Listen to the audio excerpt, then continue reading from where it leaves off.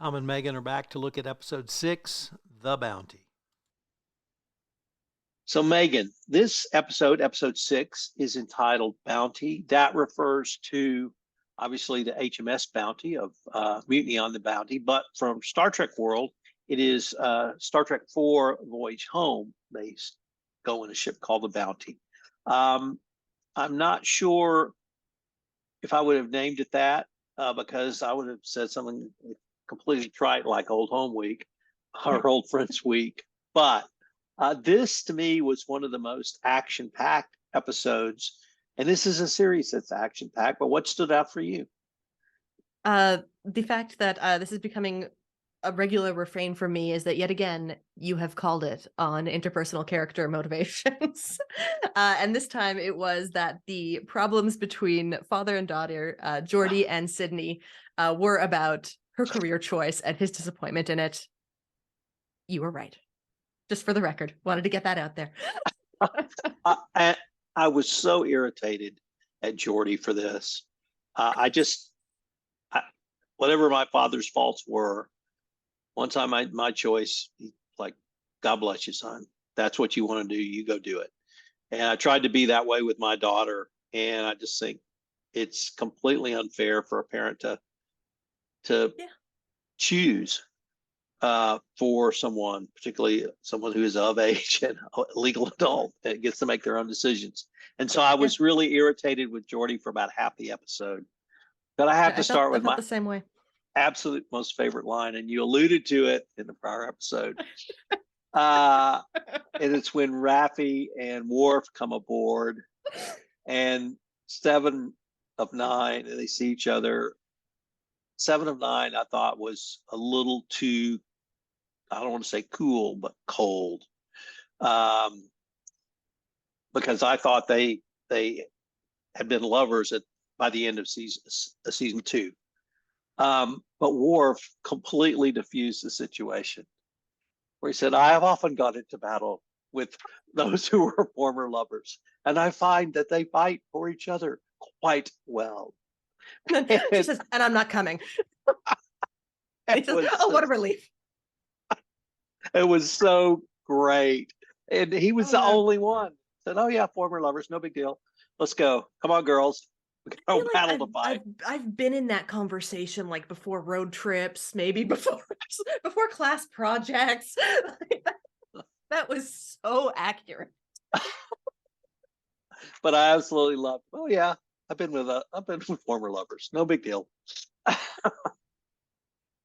And so I thought that completely diffused it, at least for the TV audience, maybe not for those two. But I thought 7 was more harsh than Raffi was.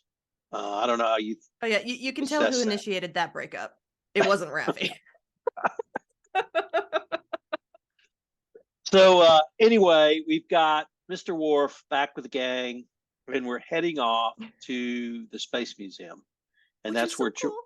And that is so cool because it literally is that. It is a space museum, and we get to see this whole dynamic with Geordi. Oh, and what about the dynamic with the younger daughter who stayed with dad? Or is she the older daughter? Maybe it's the prodigal daughter. Maybe we've misinterpreted who's the oldest. I think the older one is Eleonora? Right. Yeah, the one who stayed with Geordi. That's screams the older eldest to me. Yeah. No, Sydney is either middle or youngest. I don't know if we'll be able to get that confirmed, but I think either middle or youngest. I didn't think there was a middle because I thought it was just those two. So I'm going to say she's the youngest. Okay. I had in my head there were 3, but I could have just invented that. So. Right. And at one point he says, "Call mom and tell her we'll be late for dinner." Yeah. I'm like, really? Are you really still living with your parents? Are you really going home for dinner with your dad? Yeah, maybe in the future people have like more maybe intergenerational families and living situations are more common, and that's just like a really nice thing about the future. I cannot imagine a worse existence than going home every night to eat dinner with my parents. And I've thought that since I was about 18. I just like every night might be a little much. No. So I remember I dated this girl once, and her dad would call her once a week. It's like, well, honey, you ready to move back home? She's like, Dad, we've talked about this. I'm 30. I'm going to live on my own. It's got to be a dad thing. When I moved out for the first time, or not when I moved out, it wasn't the first time. I stayed moved out. It was moving day. We were in the front yard, and my dad gives me this big hug. He was about to drive me, so it was no, just so you know, you always have a home here. You can always come back whenever you want. And then my mom gave me a hug, and she's like, once you're gone, you're out.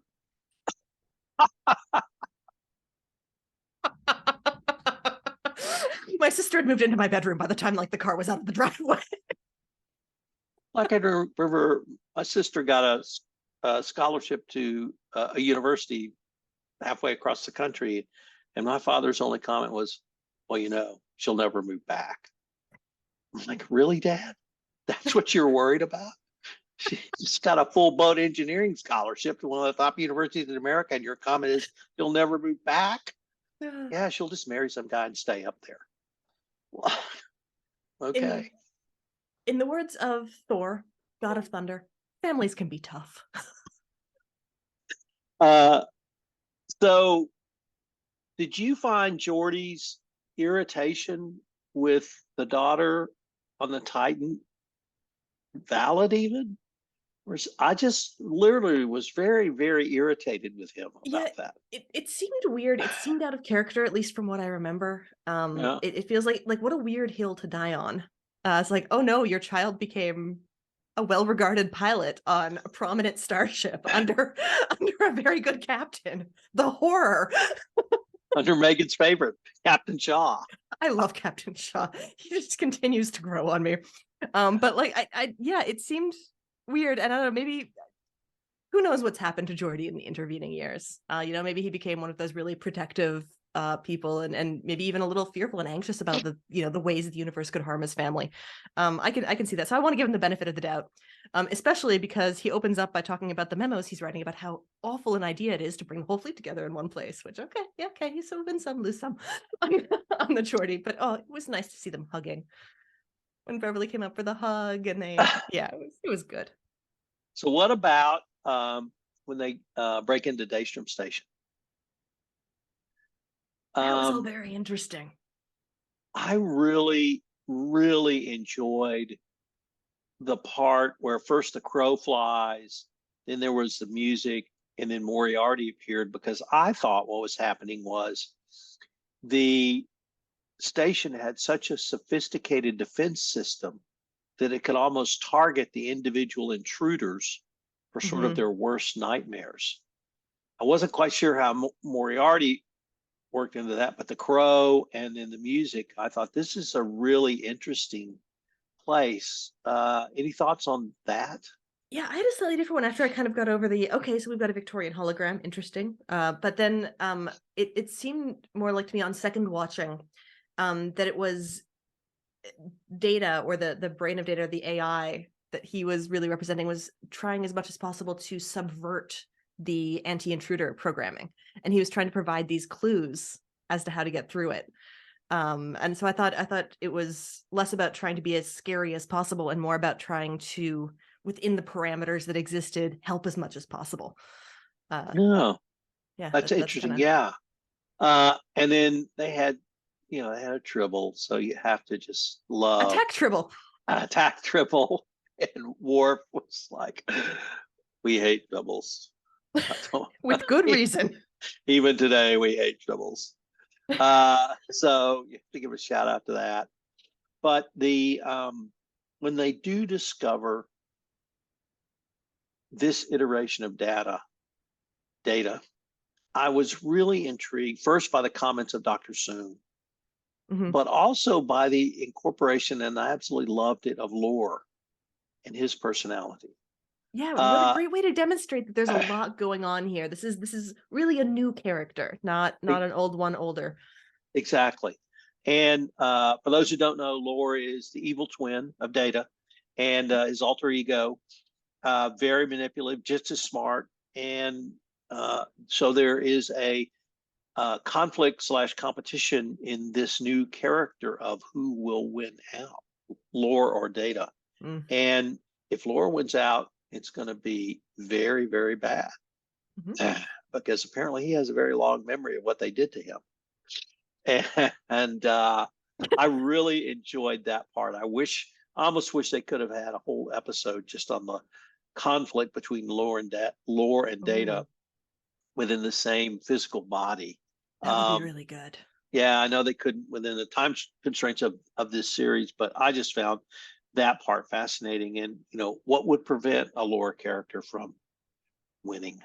Um, Oh, who I is love it. right? Well, just talking about that whole this, I mentioned that in our last episode, I had a comment that was much more appropriate for this one, and it was when Riker was figuring out kind of that mystery of the tune, the Pop Goes the Weasel song, and we got Right? that flashback to young Riker. And Yes.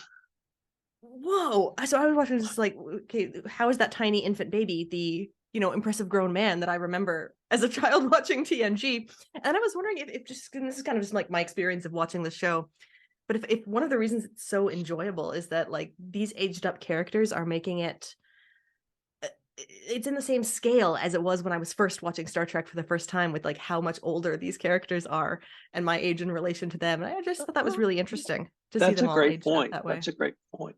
The Let's go back to Mhm. the Space Museum, because I just had down here, Tom, how much did you love the Fleet Museum? Go. I I'll mean, listen. every ship is on there, and we get an entire recitation by um, Seven of Nine about Voyager, and yeah, and I think that's intuitively something we knew, but to hear her say that with humanity of Seven of Nine in this series, as opposed to the packed away humanity back from the Voyager days and the humanity she was rediscovering in herself, I thought was incredibly powerful. And Yeah. the journey that Seven has had in these 3 seasons of Picard has just been so incredible. I mean, her character from Voyager days was incredible, but season 1 is the Space Ranger, and then season 2, where she becomes a full human again, and then becomes Borg again, and now 3, where she's the Starfleet officer, have just been both delightful to watch, but I found very emotional as well. Well, I had noted down that Worf isn't the only one who's been working on himself. Well, No, that's a great point. Worf I working on himself. We haven't really explored that. yeah, What do you, but I just in first on Seven, and I think this has made me feel a little bit better about the breakup with Raffi, because if Seven has grown so much or done so much work just in the course of one season, there wasn't a whole lot of time in between them. It seemed like, um, there are way worse reasons to break it off with someone you really care about than because you need to do really deep personal work to become fully actualized as a person. I'll allow it. But I that's a thought that great was point. interesting because, and this was, this when she was telling this to Jake, this was like some of the most open and vulnerable she's ever been to a virtual stranger, Right. not an old friend. So I thought that was a really kind of telling revelation. That's a great point, and I think I knew that, but to me, it was almost like he was such a stranger. It was actually safer Mm-hmm. to talk. And sometimes sometimes I'll talk to people I don't know and tell them things I would never tell a friend, Fair just because enough. I know, I'm never going to see you again. It's never going to come back to haunt me. That's not the case here, but I wondered why him. Mm-hmm. Because you're right. I heard her say things at an emotional level I had not heard specifically. They were my family. Exactly. Yeah, I don't think she's ever said that, and maybe it's because he is the son of Picard, uh, and that's And she actually sees a lot of Picard in him. yeah. And she's been pretty vocal about that. But I thought that scene, and what would you say that was 2 minutes, maybe a minute and a half? It was just, and it was in her quarters, which I thought was another sort of, I don't want to say intimacy, but um, she let him in her quarters, and that's, I Mm, don't think something she typically did either. And then probably the most poignant for me was seeing the model of Voyager there, mm, because it was her reminder of what that meant to her every night or every morning whenever she woke up or when she went to bed. And I thought, for me, that was as powerful a piece of art or a piece of something. And then for her to explain it, I obviously thought that was pretty powerful. But I thought that was way cool. But I want to go a little bit different direction in the Space Museum because the theft of the cloaking device.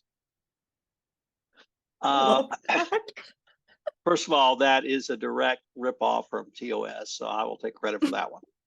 But and it made perfect sense for those characters to do it. And so on a scale of 1 to 10, how likely is it that you think they will hook up by the end of the season? I think high. Yeah, I've got it at like a 7.5 to an 8. And I think Jordy's going to be really mad about it. He does say the dad thing, stay away from my daughter. Normally I really dislike that, but they had just committed larceny, so.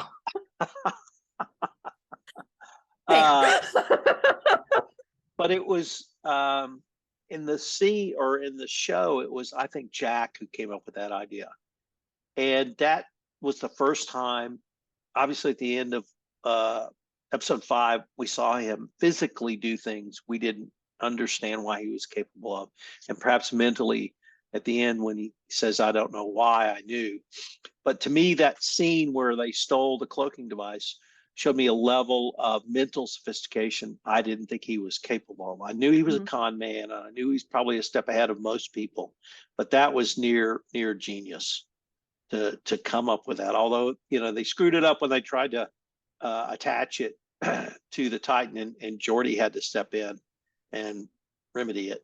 But that scene told me that this guy's got some other level of intelligence we have not seen. Yeah, so what do you think of kind of the reveal that we got about Jack and having this terminal diagnosis? And I've got here is Iremedic syndrome, right? That he got. So what I wasn't really sure how to take that, kind of in terms of like what it meant, what the implications might be. Why is this a terminal disease instead of all of these other interesting theories that we've been playing out? Is it even true? I don't know. So So I have to admit, I must have had some sort of old age brain blip because I had completely forgotten that this is a synthetic Picard, and his first body died from Iremedic syndrome. It was at the end of Picard season 1. Yeah. Okay. Yeah. And he's in a synthetic body, so he's lived on, obviously. But if at the end of Star Trek TNG, he has the syndrome, and it is leading to mental health issues for him. It is an incurable disease, so we knew he had that. We had assumed he got it from the Borg somehow, but it turns out maybe it's something else. And the question I had was this what's the right word, genetically engineered for him? Because we don't see evidence of that in 7 of 9, or is she just too young to have manifested this? But the theory that Jack got it from him, that to me made perfect sense, because at this point I'm still thinking it's some disease that was introduced to him intentionally by the Borg. Interesting. Yeah, I'm not entirely sure. I think I'm gonna try to wait and weigh in until I see the next episode or the end of the season, because I'm not really sure. I feel like it was an interesting choice for them to take that, and I don't know what kind of impact it's going to have on these almost kind of supernatural powers it seems like Jack possesses. Maybe there's 2 things really wonky with him, I guess is the other option. Maybe. Yeah. Okay. So back to Daystrom Station. The Titan has to leave because Federation ships trace them there and start patrolling around Daystrom Station. And they are caught at one point, just as the Titan returns, of course, with the cloaking device. the Titan has to decloak to transport the team back. They can't get all four of them because they have data with them. And so Riker stays behind and is captured. And there's a short torture scene, but then he's taken to the Shrike. But then it's revealed that the Shrike has captured Deanna Troi. Mm. So Okay. what did you think about all that? I'd like to take us back a little bit more towards the beginning of the episode first, because that was not the first kind of Shrike thing that we got. There was right at the beginning, Vedic is back, and I think we get the absolute confirmation that she's a changeling. Right. And she's one of, so now we know. And I thought her calling her crew, you ill-defined, misshapen creatures, that must be like a really mean insult for changelings. Yeah. So I thought that was really clever. And then all of our brothers and sisters who have to look like Starfleet, they're suffering. It's like, okay, so that was really interesting. I hadn't really clocked the connection or been sure of the connection between Vedic and the big invasion, so I thought that was interesting. And yeah, so she's super evil and super clever, and read Riker like a book in terms of what would get him to talk. So well done, bad guy, being bad. She's a great villain. Hello.